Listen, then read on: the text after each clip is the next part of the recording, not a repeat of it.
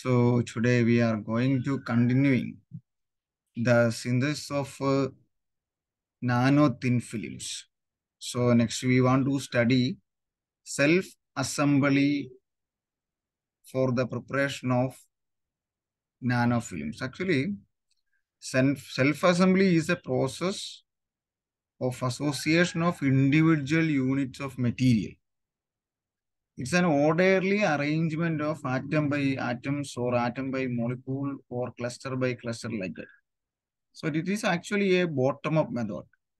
So from the figure, we can see that in the bottom-up method, there are different type of methods: self-assembly, organic synthesis, colloidal aggregation. So self-assembly is in the category of this bottom-up method. And very small atoms by chemical reactions. So here chemical reactions is required and a reduction of free energy is required, and at a particular temperature and pressure and particular chemical condition, the self-assembly is possible. So this atom by atom, molecule by molecule, cluster by cluster, it is agglomerate together and it is formed to a nano material. If we want to synthesize a nano sheet or nano film, so the chemical reaction from the bottom level is started by different methods, and it is agglomerated or aggregated together. On by epitaxial growth, the film is grown into the in the two-dimensional structure or in the length and breadth, and a very small amount of thickness in level of micrometer is grown by this bottom-up method, or it is called self-assembly of nanostructures. The atoms or molecules, which are the building blocks, and spontaneously organized or ordered into a particular structure or manner. And we obtain up to a range of the size of the particle or thin film of the range of nanometer or micrometer without any human intervention. That means actually, if it is reaction is started, there is no another requirement is needed. Actually, ഇപ്പം നമുക്കറിയാം pulse laser ഡിപ്പോസിഷനിലെ തിൻഫിൽ നമ്മളത് മുക്കി വെക്കണം, അത് എടുക്കണം. ഇനിയിപ്പം വേറെ ഒരു ഇതിനകത്ത് ഇപ്പം നമ്മളൊരു പ്രഷർ ഹെഡിൽ ഒരു സ്പ്രേ ചെയ്യുന്ന പോലെ സ്പ്രേ പൈറോളിസ് സ്പ്രേ ഇത് കൊടുത്ത് തിൻഫിലിം ചെയ്യണമെങ്കിൽ നമ്മൾ എപ്പോഴും അവിടെ ഉണ്ടാകണം, സ്പ്രേ ചെയ്തുകൊണ്ടിരിക്കണം, അത് കഴിഞ്ഞ് ടെമ്പറേച്ചർ കൊടുക്കണം, ഇതെല്ലാം ചെയ്തുകൊണ്ടിരിക്കണം. എപ്പോഴും ഒരു ഹ്യൂമൻ ഇന്റർവെൻഷൻ അവിടെ ഫുൾ ടൈം ഉണ്ടാവണം. അതുപോലെ അതെല്ലാം ഹൈ കോസ്റ്റ്ലി ഒക്കെയാണ്. പക്ഷേ ഒരു കെമിക്കൽ റിയാക്ഷനിലൂടെ ഒരെണ്ണം നടത്തുവാണെങ്കിൽ ഇപ്പോൾ ഒരു കെമിക്കൽ റിയാക്ഷൻ ഇപ്പം നമ്മൾ ഈ സെൽഫ് അസംബ്ലിയിലൊക്കെ പറയാവുന്നതാണ്, നമ്മളുടെ ഈ ഡിപ്പ് കോട്ടിംഗ് ഒക്കെ പറയാവും. ആക്ച്വലി നമ്മളിപ്പോൾ ഒരു സാധനം എടുക്കുന്നു, അതിൻ്റെ കെമിക്കൽ റിയാക്ഷൻ നടക്കുന്നു, അത് സ്ലൈഡ് അതിനകത്തോട്ട് മുക്കി വെക്കുന്നു, ആറ്റം ബൈ ആറ്റം അവിടെ വന്നിരിക്കുന്നു, അവിടെ ഒരു ന്യൂക്ലിയേഷൻ സ്റ്റാർട്ട് ചെയ്യുന്നു, അത് ഫർദർ ആയിട്ട് ലെയർ ആയിട്ടോ ഐലൻഡ് ആയിട്ടോ അല്ല ഐലൻഡ് ബൈ ലെയർ ആയിട്ടോ അതങ്ങനെ ഫർദർ ആയിട്ട് ഗോ ചെയ്യും. So self assembly of the nano structures is without any human intervention, the agglomeration of aggregation of the atoms or molecule or cluster into the nanosized regime. So it is a bottom-up method. Actually, these are the main points regarding to this method. And here, ഇവിടെ നമുക്ക് germanium quantum dots on silicon or indium arsenide, quantum dots on gallium arsenide. അതായത് എനിക്ക് തോന്നുന്നു nano material or nano device fabrication we have very different type of semi conductor quantum dots. So for the semiconductor quantum dot, first of all we need a particular substrate, and above that we need a quantum dot structure, or we need an electrode deposition or anything. So this self-assembly in different inorganic material, especially for the quantum dot structure of the semiconductor material, are very relevant in the field of nanomaterial device fabrication. ഇപ്പോൾ ഇവിടെ നോക്കിയാൽ കൊഹറൻലി strained ആയിട്ടുള്ള ഒരു 2-dimensional film എന്ന് പറഞ്ഞാൽ actually let consider this the bottom layer is A substrate and we applied stress from the both side. രണ്ട് സ്ഥലത്തു നിന്ന് ഒരു സ്ട്രെസ് അല്ലെങ്കിൽ ഒരു സ്ട്രെയിൻ കൊടുത്തുകൊണ്ടിരിക്കുമ്പം നമുക്കറിയാം ഇവിടെ നിന്നും കൊടുക്കുമ്പോൾ ഇതിനെ നടുക്ക് ഇടിച്ച് മുകളിലോട്ട് പൊങ്ങുന്ന ഒരു ടെൻഡൻസി പോലെയാണ്. So that strain induced an island formation at the center of this feeding or the center of this two-dimensional film. This type of film growth that can be easily done by the self-assembly of inorganic material, especially for the spontaneous creation of quantum dot on any substrate, or especially for the synthesis of semiconductor quantum dots. Here, germanium deposited epitaxially on silicon, and the layers are highly strained without any defect or dislocations. Defective dislocation sometimes we say it as some imperfection is there, it gives some perfection or further growth. Without any imperfection or without any defect, we can grow by using this technique, by applying the stress or strain from the tangent direction of a thin film. Then there is a further growth of or the formation of island is produced at the center of the film. So that way we can be synthesize the quantum dots of semiconducting materials. When further deposition take place, the lattice strain is caused by deposited germanium atom. Origin of self-assembly is from induced strain, since germanium and silicon have only 4% lattice mismatch. But if we say that lattice mismatch is very small amount of lattice mismatch is there. So otherwise, if a structure is different, it is not be formed by this method. Of structure or phase is different, we cannot be used this method. If that means without any defect and dislocation. If very small amount of dislocation and this mismatch, it's not be more relevant in this case. It's not be a problem. And we get the spontaneous formation of this quantum dot. So that is one of the very beautiful method to the synthesis of germanium quantum dots on silicon. നമുക്കറിയാം രണ്ടും semi conducting material, നമുക്ക് എവിടെയെങ്കിലും ഒരു ജെർമേനിയത്തിന്റെ quantum dot വേണം. ജെർമേനിയത്തിന്റെ quantum dot വേണമെങ്കിൽ ഒരു ജെർമേനിയത്തിന്റെ ഒരു layer കൊടുത്തിട്ട് താഴെ സിലിക്കന്റെ സബ്സ്ട്രേറ്റ് വെക്കുക. രണ്ട് സിലിക്കന്റെ സബ്സ്ട്രേറ്റിനും ജെർമേനിയത്തിന്റെ ലെയറിനും കൂടെ നമ്മൾ രണ്ട് ഡയറക്ഷനിൽ നിന്ന് ലാറ്ററലായിട്ടൊരു സ്ട്രെയിൻ കൊടുക്കുക. അപ്പം രണ്ടാമത്തെ ആ ടെം ഇമേജിൽ കാണുന്ന പോലെ സ്പോട്ടഡ് ആയിട്ട് ഈ പറയുന്ന ജെർമേനിയത്തിന്റെ ക്വാണ്ടം ഡോട്ടുകൾ നമ്മൾ ടെം എടുക്കുമ്പോൾ അതിനകത്ത് കാണാൻ സാധിക്കും.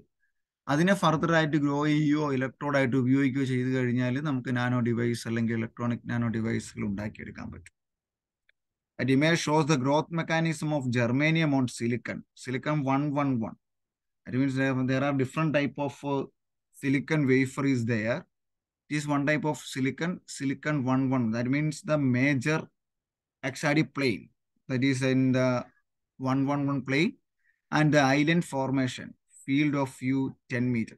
That is island formation. Then we can be easily see from the TEM image that I incorporated in this slide, and there are some sport-like structure is there that represented the formation of this quantum dots of germanium. And for this, we need a particular temperature greater than 350 degrees Celsius. And also the size of the island is dependent upon the growth temperature and substrate plane on which it grow. നമ്മൾ എടുക്കുന്ന substrate ഏതാണ്, അതിന് കൊടുക്കുന്ന temperature ഏതാണ്, അതിന് കൊടുക്കുന്ന thermodynamic conditions ഏതാണ്, that is actually depends. So നമുക്ക് മുമ്പേ പറഞ്ഞ പോലെ ഇറ്റ്സ് ഒരു മാൻമെയ്ഡ് കൺട്രോൾ അല്ല ഇത്. It's actually a thermodynamical or chemical reaction control by changing or applying the external temperature or pressure, or it's depend upon the deposition substrate, everything. And also this work is published in the nanotechnology paper and principles and practices. You can easily download the third edition of this textbook. These are some of the points actually you can be read further for your exam preparation. It's also be there are different types of driving forces. What are the different type of forces induced for the self-assembly? Actually, electrostatic force maybe capillary force, maybe hydrophilic force, maybe hydrophobic force, maybe chemisorption force. Different type of force. Actually, നമ്മൾ പറഞ്ഞ പോലെ ഇപ്പൊ ഇങ്ങനെ ഉണ്ടായി എന്ന് പറഞ്ഞാലും അവിടെ തമ്മിലുള്ള ആറ്റങ്ങൾ ഇപ്പം ഒരു ഐലൻഡ് പോലെ ഉണ്ടാകണമെങ്കിൽ അവിടെ എന്തെങ്കിലും ഒരു എക്സ്റ്റേണൽ ഫോഴ്സ് വേണം. എന്നുവെച്ചാൽ റിഡക്ഷൻ ഓഫ് എനർജി സംഭവിക്കണം. അതായത് നമ്മൾ ഇത് തുടങ്ങിയപ്പോൾ ന്യൂക്ലിയേഷൻ പറഞ്ഞപ്പം പറഞ്ഞതുപോലെ അത് ഗിബ്സ് ഫ്രീ എനർജി ഉണ്ടാകുകയും ഒരു ന്യൂക്ലിയേഷൻ സ്റ്റാർട്ട് ചെയ്യുകയും പിന്നെ ആ ഗിബ്സ് ഫ്രീ എനർജി ഫർദർ ആയിട്ട് റെഡ്യൂസ് ചെയ്യുകയും ചെയ്യണം ഒരു ക്രിട്ടിക്കൽ റേഡിയസിലേക്ക് ഈ ന്യൂക്ലിയസ് വളർന്നു കഴിയുമ്പോൾ. സോ അവിടെ നമുക്ക് ഏതെങ്കിലും ഒരു ഫോഴ്സിന്റെ പ്രസൻസ് ഉണ്ടെങ്കിൽ ഇങ്ങനെ ഒരു വളർച്ച അല്ലെങ്കിൽ ഒരു ഫർദർ ഗ്രോത്ത് സാധ്യമാവുള്ളൂ. അത് ഏതെങ്കിലും ഒരു കെമിക്കൽ റിയാക്ഷൻ ആണ്. അതിപ്പം ഏതാണെന്നുള്ളത് ഇപ്പം ഒരു വാൻഡ്രോൾ ഫോഴ്സ് ഉള്ളതാണ്, ചിലപ്പോൾ അവിടുത്തെ ഫോഴ്സ് ആകാം, ചിലപ്പം അവിടെ കെമിക്കൽ റിയാക്ഷൻ നടക്കുന്ന അല്ലെങ്കിൽ കോവാലന്റ് ബോണ്ടിന്റെ ഫോർമേഷൻ മൂലമാകാം, ചിലപ്പോൾ ഈ പറയുന്ന പോലെ ഇലക്ട്രോസ്റ്റാറ്റിക് ഫോഴ്സ് ആകാം, ചിലപ്പം ഇലക്ട്രോസ്റ്റാറ്റിക് ഫോഴ്സ് ന്യൂക്ലിയസ് പോസിറ്റീവ് ചാർജുകളിന്റെ റിപ്പൾഷൻ മൂലം ഒരു ഐലൻഡ് ഫോം ചെയ്യുന്നതാകാം. ഏതെങ്കിലും ഒരു force, one of the force is required. ഒരു ഡ്രൈവിംഗ് ഫോഴ്സ് വേണം. ഇനി second different type of assembly method for organic monolayers. നമ്മൾ തൊട്ട് മുമ്പ് ഇൻഓർഗാനിക് കേസ് ആണ് പറഞ്ഞത്. ഗോൾഡിന്റെ കേസിൽ ഒരു ഡിഫറെന്റ് ടൈപ്പ് ഓഫ് ഓർഗാനിക്, അതായത് ഇപ്പൊ നമുക്ക് ഏതെങ്കിലും ഒരു ബയോമെഡിക്കൽ ആപ്ലിക്കേഷൻ അല്ലെങ്കിൽ ഒരു പോളിമറിലോട്ടും മറ്റും ഒരു സെമി കണ്ടക്ടർ ഒരു ഒരു മെറ്റൽ ആറ്റം ഇൻസേർട്ട് ചെയ്യണം അല്ലെങ്കിൽ ക്വാണ്ടോട്ട് ഇൻസേർട്ട് ചെയ്യണമെങ്കിൽ നമുക്ക് ഉപയോഗിക്കാവുന്ന വൺ ഓഫ് ദ ബ്യൂട്ടിഫുൾ ടെക്നിക്കാണ് ഈ self assembly method. There are some examples is written there. And also this self-assembly methods grouped based on type of chemical bond. ഏതൊക്കെ ബോണ്ടുകളാണ് അതിനകത്ത് ഉണ്ടാകുന്നതെന്നനുസരിച്ച് മേജർലി അവിടെ ഉണ്ടാകുന്നത് കോവാലന്റ്. ഇപ്പം SiO സിലിക്കൺ ഓക്സൈഡ് ഉണ്ടാക്കുന്ന കേസിൽ silicon oxygen covalent bond or polar covalent bond. ഇപ്പം നമ്മൾ ഈ ഡിഫറെന്റ് ഏതാണോ നമ്മുടെ മെറ്റീരിയൽ അതിപ്പം that is depend upon the substrate and that is depend upon the depositing material.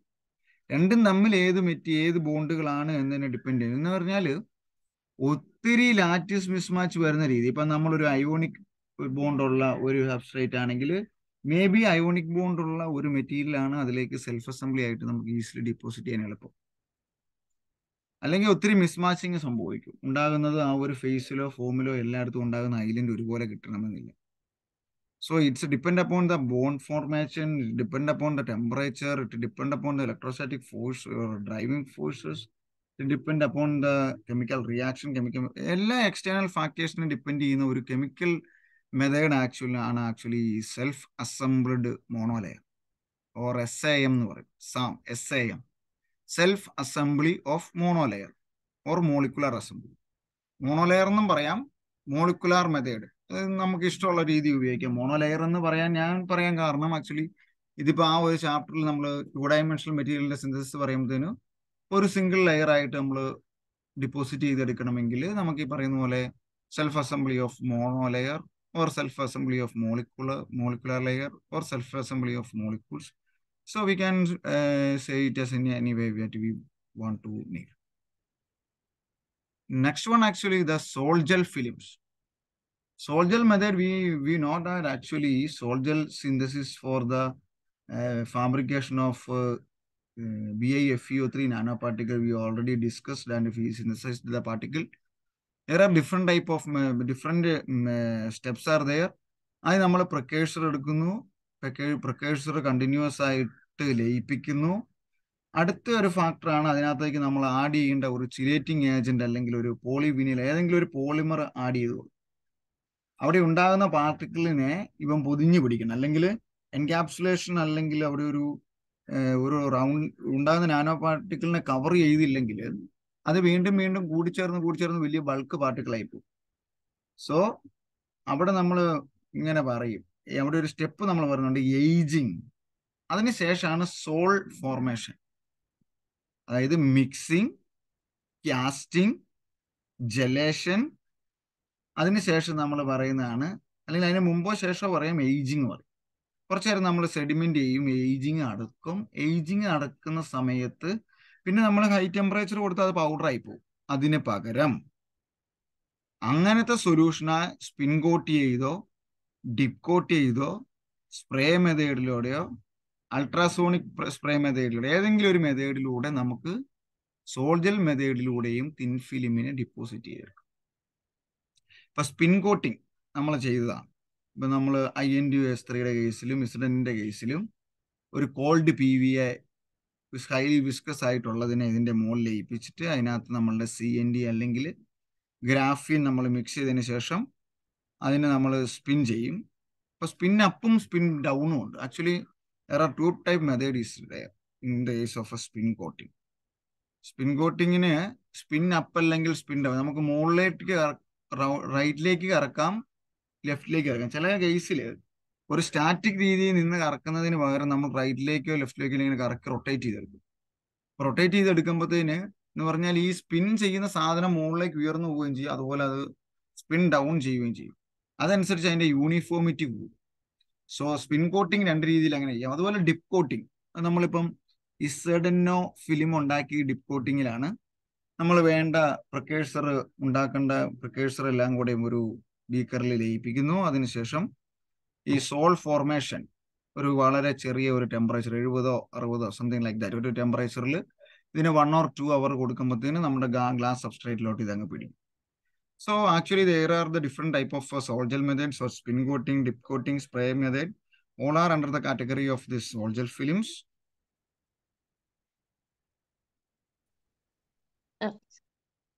So in the sol gel method, we can use this different technique like a spin coating, dip coating, spray coating, or spray pyrolysis method. So in the case of spin coating, there are different type of rotation of the spin coater is there.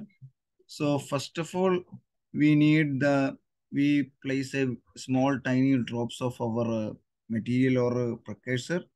Then we can do spin up or spin down. Actually, this is due to the size of the slide. Actually, I will send this slide for you. And we give the evaporation. So we can easily deposit. Actually, നമ്മൾ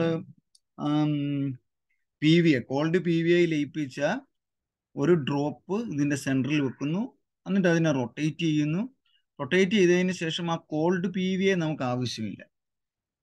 അത് evaporate ചെയ്ത് പോകുന്ന temperature ഏതാണോ ആ solvent ലയിപ്പിച്ച solvent evaporate ചെയ്ത് പോകേണ്ട ടെമ്പറേച്ചറിൽ നമ്മൾ അതിനെ ഇവാപറേറ്റ് ചെയ്യിപ്പിക്കുക. അപ്പൊ അതിനോട്ട് ഇവാപറേറ്റ് ചെയ്ത് പോകും.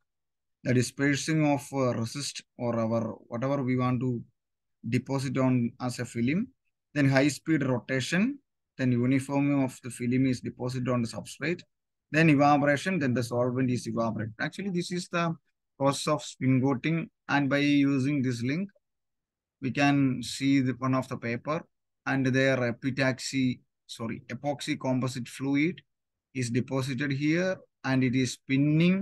Then the remaining thing is not be present in the substrate. അതൊരു യൂണിഫോമിറ്റി എത്രയാണ് നമുക്ക് വേണ്ടത് ആ ഒരു രീതിയിലുള്ള ഒരു യൂണിഫോം ആയിട്ടുള്ള ഒരു ഫിലിം മാത്രം നമുക്ക് കിട്ടും. മിച്ചമുള്ള സൈഡിലോട്ട് തെറിച്ചു. അതാണ് നമ്മൾ ആ സൈഡിൽ ഒരു കോട്ടിങ് ഒരു പാത്രം പോലെ അത് കൊടുത്തിരിക്കുന്നത്. പിന്നെ ഇത് വാക്കുത്തി ചെയ്യാം. അപ്പൊ അതനുസരിച്ച് ഇംപെർഫെക്ഷൻ കുറയും, പ്യൂരിറ്റി കൂടും.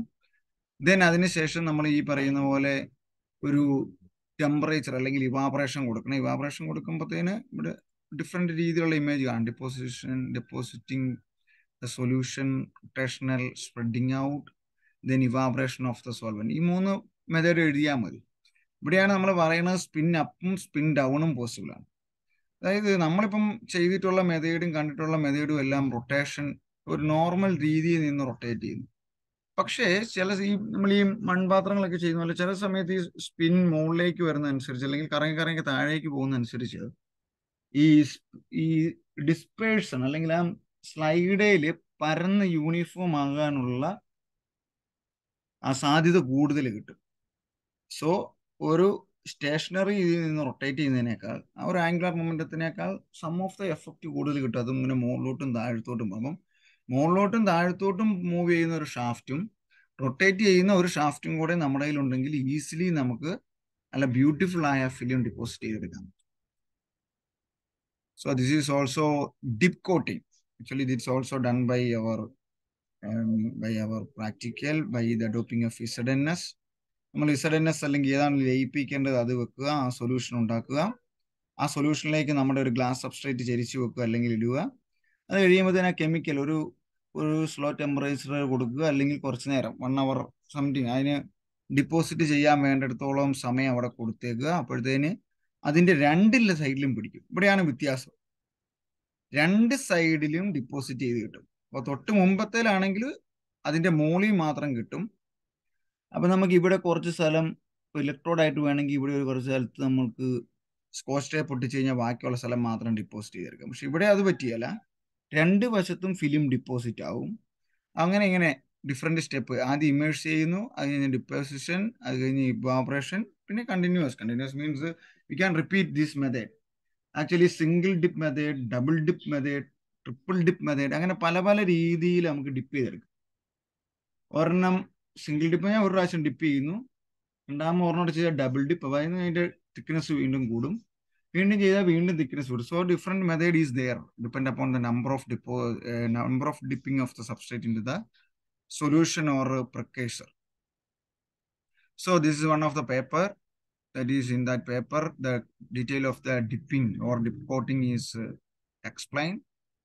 It's a different review paper is present. So there is a solvent or solution is there, and we can immerse the glass substrate, and by withdrawal and applying a temperature, we can deposit the material on our substrate. So this is the last and final heading, the deposition of Lakmir Blotjet LB film. It's not be simple. Actually, I don't know how it is prepared. We can just go through the theory. ഇവിടെ നമ്മൾ ഈ കാണുന്നത് liquid sample, നമ്മുടെ solution. ഇവിടെ നമ്മുടെ air, അതായത് ഒരു air liquid ഇന്റർഫേസിലാണ് growth നടത്തുന്നത്. That is one of the important point. ഇപ്പം ഇവിടെ കണ്ടോ, ഇതൊരു എയർ, ഇത് ഒരു ലിക്വിഡ്. അപ്പം ഇവിടെ ഇങ്ങനെ കുറേ പാർട്ടിക്കിള് ഒരു ഗേഷ്യസ് ഫേസിൽ നിന്ന് ഒരു ലിക്വിഡ് ഫേസിൻ്റെ ഇന്റർഫേസിൽ വരുമ്പം നമ്മൾ അതിനെ കംപ്രസ് ചെയ്യും. ഇവിടെ ഇപ്പം ഇത്രയും വീതി ഉണ്ടായിരുന്നു, ഇതിനെ കംപ്രസ് ചെയ്ത് കൊണ്ടുവന്ന് കഴിയുമ്പം ഈ പാർട്ടിക്കിൾ ഒരു പർട്ടിക്കുലർ സ്ഥലത്ത് വന്നേച്ച് ഇങ്ങനെ നമ്മൾ നേരത്തെ പറഞ്ഞ പോലെ രണ്ട് സ്ഥലത്തു നിന്ന് ഒരു സ്ട്രെയിൻ കൊടുത്തു കഴിയുമ്പം തിങ്ങി അങ്ങ് നിൽക്കുമ്പം ഇവിടുന്ന് ഒരു സ്ലൈഡോ എന്തൊരു സാധനം മുകളോട്ട് കയറി വളരാൻ കൊടുത്തു കഴിഞ്ഞാൽ അവൻ അവിടുന്ന് അതേലോട്ട് ഇങ്ങനെ അങ്ങ് ഗ്രോ ചെയ്യും. സോ അതായത് നമ്മളിങ്ങനെ പറയില്ല, നമ്മൾ മുമ്പേ ഇടിച്ചിങ്ങനെ നടുക്കോട്ട് കയറണമെന്ന് പറഞ്ഞ പോലെ, that is one of the method for the synthesis of LB film. ഇതെന്നാന്ന് ചോദിച്ചാൽ വൺ സൈഡ് ഡിപ്പോസിറ്റ് ചെയ്ത ബാറ്ററിക്കകത്തൊക്കെ വേണ്ട ഫിലിമുകൾ. ഇപ്പം നമുക്കറിയാം ഇലക്ട്രോലൈറ്റ് ഇതിനകത്തുണ്ടല്ലേ, ഒരു സൊല്യൂഷനായിട്ട് കിടക്കും. അപ്പം അതിൻ്റെ അങ്ങേ അറ്റത്തോടെ ഇപ്പോൾ ചാർജ് കണക്കൊക്കെ അല്ലെങ്കിൽ ഇതിന് മൂവ് ചെയ്യണമെങ്കിൽ ഈ പറയുന്നത് പോലെ LB ഫിലിംസ് വേണം, അല്ലെ ആ ഒരു മെത്തേഡ് അവിടെ ആപ്ലിക്കബിൾ ആകണം. അപ്പം ഇവിടെ നോക്കിക്കഴിഞ്ഞാൽ ഇവിടെ കണ്ടോ, ഇപ്പം ഒരു സ്ഥലത്ത് മാത്രമേ ഇത് ഗ്രോ ചെയ്യുന്നുള്ള ഇന്റർഫേസ് ഉള്ളെങ്കിൽ ഇവന് ഇങ്ങോട്ട് കൊടുത്തു കഴിഞ്ഞാൽ ഇവിടെ നമ്മുടെ സബ്സ്ട്രേറ്റ് കൊടുത്തു കഴിഞ്ഞാൽ ഇതിലേ വന്നേച്ച് ഇതിലെ ഇടിച്ചിടിച്ചിടിച്ച്